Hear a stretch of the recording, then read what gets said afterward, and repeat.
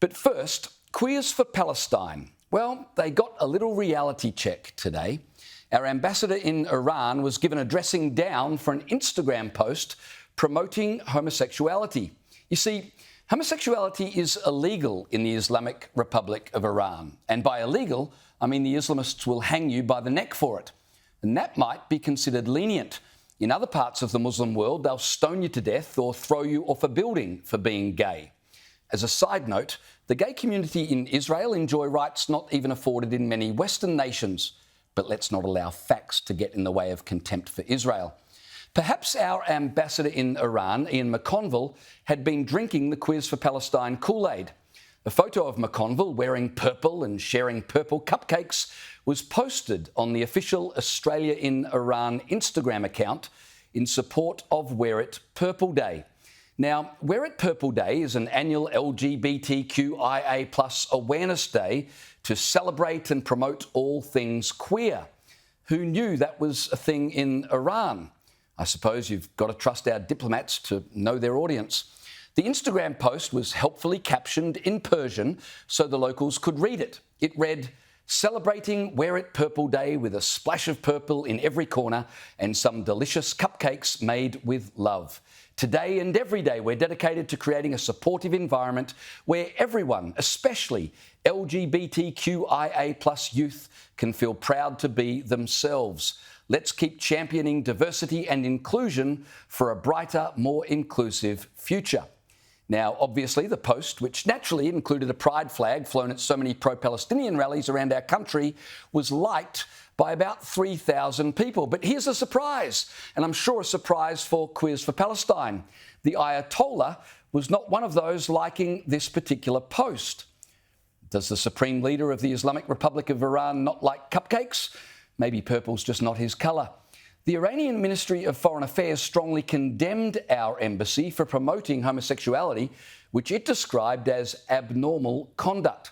According to Iranian news agencies, our officials were told the content published by the Australian embassy is insulting and contrary to Iranian and Islamic tradition, customs and culture.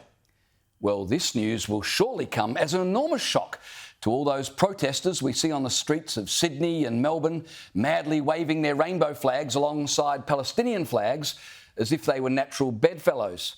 It seems gay rights and Palestinian rights are linked, but only in the fertile imaginations of those who enjoy the comfort of opinion without the discomfort of thought.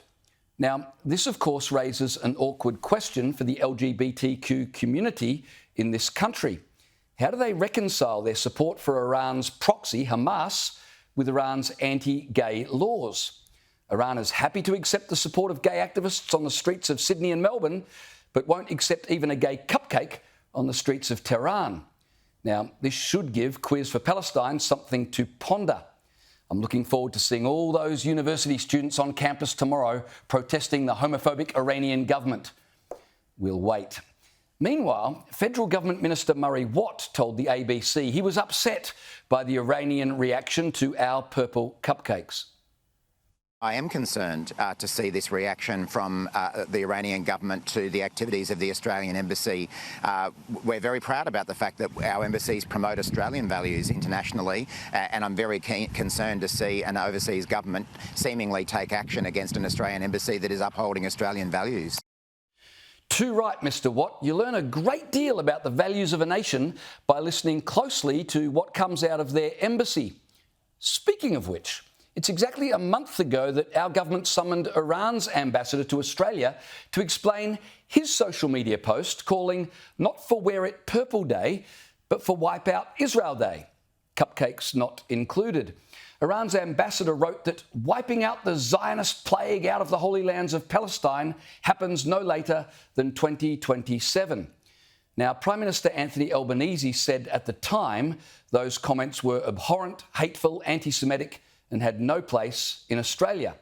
Well, unless you're at one of those pro-Palestinian marches that happen every other weekend. But hang on a second. When the Iranian ambassador posted that Israel should be eliminated, wasn't that just Iran's embassy promoting Iranian values? We value tolerance. They value the wiping out of Israelis from the Middle East. It's called diversity. And yet the Albanese government continues to insist that Israel has to negotiate a ceasefire agreement with Hamas, which, as they know very well, is nothing but an extension of Iran, whose spokesman here openly touts for the elimination of Israel. I tell you what, support for a Hamas-controlled Palestine is a very queer thing indeed.